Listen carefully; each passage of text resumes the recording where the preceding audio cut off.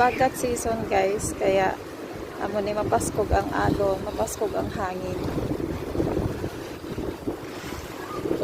So, okay na ni kay nag-init-init na. Unlike sa mga nakalipas na weeks, pero may maulan. Ah, just me. Ah, shit. Pasko. Delikado, oh. Isang laingat daw, may nalunod na dira sa beach.